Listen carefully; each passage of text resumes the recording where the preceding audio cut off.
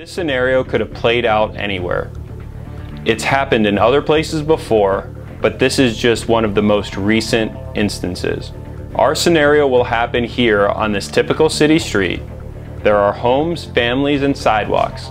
Nothing here that would set off our alarms until now. In our scene, this is our bad guy. There have been several burglaries on the street in the last several months, enough where a neighborhood watch was established.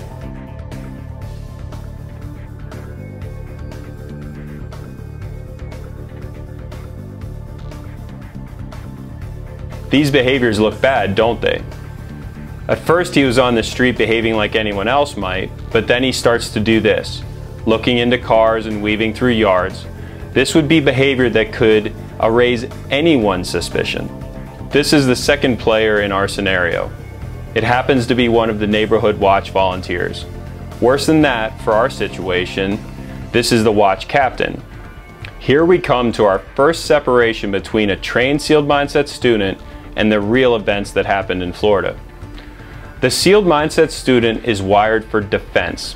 He's looking for places where he was strong and mobile, and the strongest, most mobile place he can be in is the vehicle that he was sitting in the moment before. That is why we teach offensive driving courses, so that the students learn how to use the car as a tool, not just a mode of transportation. The decision to get out of the vehicle has changed everything. Instead of being in a position of safety with mobility on his side, he now has decided to follow the threat on foot, putting him in the same relative position of strength as the bad guy. He's done at least something right by calling 911, but he didn't learn how to call 911. Now he's saying things such as his actions that he's taking at the time, which will eventually be used against him in court. As we know from UGG, in critical situations, the part of our brain that comes up with language does not work, so we can't think of anything new to say. So what comes out is probably not what we meant. That's why Sealed Mindset practices the 911 call with our students so much that it becomes a programmed response. At this point, the bad guy's gotten that tingly feeling we all get when we're being followed. That's our instincts, and everyone has them. In some regard, bad guys tend to have very well developed instincts due to growing up in a violent environment or in trying to avoid detection in committing crimes. Now those instincts have kicked in and the bad guy listened to them. It's unfortunate that our watch captain did not. By this point, the 911 operator has told the watch captain to stop his pursuit of the threat.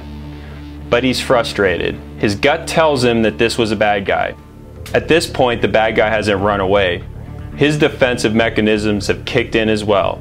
He simply moved to a more advantageous position. The watch captain is now stunned. His brain has stopped working. The only thing that he can see is a threat. A release of chemicals has flooded his body with adrenaline, a cheap source of energy that will make his big muscles strong, but his little muscles cease to function correctly. Also, he can't think of new things to say. He'll only say things that he's said before, or even simply repeat what was said to him. No? You got a problem? Unfortunately, by mirroring the bad guy's attitude and aggression, it has exaggerated the situation. Things have now gone from bad to worse. The threat responded exactly as the threat would have responded in this situation, with violence. The watch captain is now being pummeled. He's probably yelling for help, his hands desperately trying to push the threat away from him, but it isn't working. The watch captain is now grasping for anything to make the threat stop.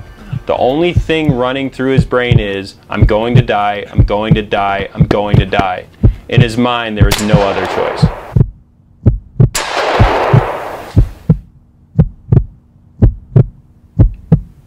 As we stated at the beginning, there are a number of places where a trained sealed mindset student would have chosen escape and avoidance over engagement.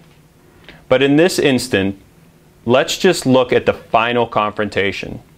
We're going to watch the end of the scenario again, but this time the watch captain has been trained by Sealed Mindset in Deterrence. Let's say that everything that the watch captain did up to this point was exactly the same as in the previous scenario. He pursued the bad guy, he was told by law enforcement to stop following the bad guy, and he started back to his vehicle frustrated. Again, the threat hasn't gone away, just moved to a more advantageous position. But this time, when the threat starts to approach, something different happens. Now the watch captain responds differently. His body turned not to challenge the threat, but to deter him. His support arm is out like a shield. His primary hand has already moved to his firearm, but he has not drawn it yet. Because we know that we cannot come up with new words under stress, the watch captain has a prepared verbalization. He's saying nothing else. He's not engaging with the threat. He's trying to tell the threat to go away. Nothing else matters to the watch captain now. He only wants the threat to disengage. Get back, I'm armed, the police are on the way. Get back, I'm armed. Because verbal deterrence did not work, now the full deterrent effect of the firearm has been brought to bear on the situation. There is no mistaking what the watch captain is holding. He didn't go to this level of deterrence because the threat started to attack, but rather because the watch captain decided to up the level of deterrence to convince the threat not to attack. Note that the watch captain has his finger off of the trigger. That was done on purpose. He's making sure that he doesn't have a clench response and negligently discharge his firearm. Every piece of his actions have been pre-planned and trained. Because the watch captain was able to up the threat to the bad guy by presenting the ability to project lethal force, the threat decided to retreat.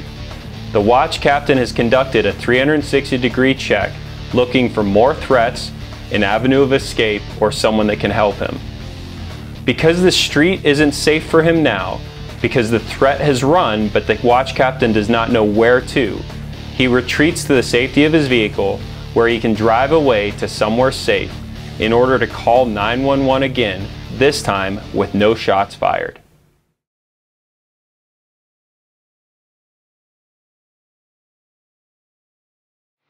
Hey dude, is this your car? I'm sorry I can't help you. Really? Yeah, I'm sorry. I just parked here. I'm sorry I can't help you. I'm sorry I can't help you. Really? I'm sorry I can't help you. Get back along the police runway. Police, get back along the police runway. No, they're not. Get back along the police runway.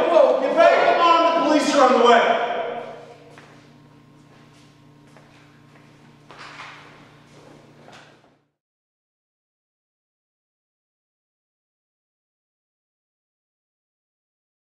Is this your car? Really? I get totally get back along the police are on the way. Get back along the police are on the way.